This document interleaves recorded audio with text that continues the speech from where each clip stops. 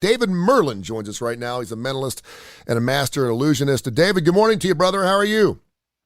Hey, I'm doing great. Man, great to have you on the show. You're probably kind of really super busy around this time of the year with Halloween coming up. I know you have something going on at the Casual Pint that you can talk about here in a few minutes, but just based off your Jack character and some of the things you do in your magic and your illusionist, as people probably look at you as kind of a creepy guy. Yeah, and I've even got one of those white vans that I take my equipment in. So There you like go. A full-fledged creeper. Yeah. There you go. Well, talk about what you guys are going on with Butch Patrick, because we teamed up with you several months ago, and I know that he's out doing the Munster Mobile and the whole 9 yards. Where are you guys with that, and how is that gig going? Well, yeah, of course, me and Butch are trying to get our Munster and Merlin show up and going as soon as kind of the all clear goes with this COVID. And I think it's kind of starting to phase out. I think people are about tired of it and they're ready to get out, go to concerts, go to shows. You know, Vegas is back wide open again. So it looks like probably 2022 we'll be doing a lot of stuff together. And I was just with him last weekend, and him and his sister just talking over some plans. So right now he's out on the road doing a lot of the Halloween haunts this month. He's always really popular right around Halloween. There's no doubt. David Merlin joins us right here. He's a master, a mentalist, and illusionist, and he's got a show going on at the Casual Pint going tomorrow. We'll talk about that in just a second. But one final question for you. I mentioned the creepy factor, and I think a lot of people think that magicians, not the actual person themselves are creepy, but what they do is creepy, and certainly you take that to another level with your illusions. Talk about a little bit about what you do and how you, because some people like to stack dice, some people like to do card tricks. Why did you do the type of magic you do? Well, early in my career, I was more kind of I guess you'd say a David Copperfield kind of clone, because he's the one I saw on television, so I kind of modeled what I did after him. And I did all the big illusions, traveled around the world doing the cruise ships, entertaining. And slowly I began to evolve to be a little bit different from everybody else. And I've always been interested, like in the paranormal. I always watch those kind of movies, those kind of shows. And I thought it'd be a great idea to kind of base the show on that.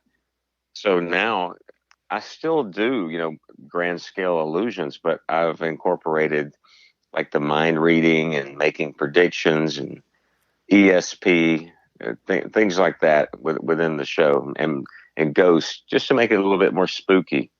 We were talking briefly about a woman who says she's actual witch and how to hex your ex, and it involves a cucumber. I'm not going to go through it again because it made me wince reading the story, but are there superstitions you have? I would think that a lot of people that are into your type of magic probably have certain things they do with their props, whether they're death-defying types of props or how they have to check their own equipment. But is there not such a routine that you go through, but things that you truly believe, hey, listen, I've got to do this or else I'm not going to be successful at pulling it off?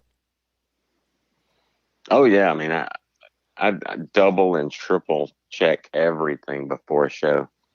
I have a checklist, and I'll go down it, and then I do it again. And then sometimes that third time, just to be on the safe side, because I want it to run smoothly.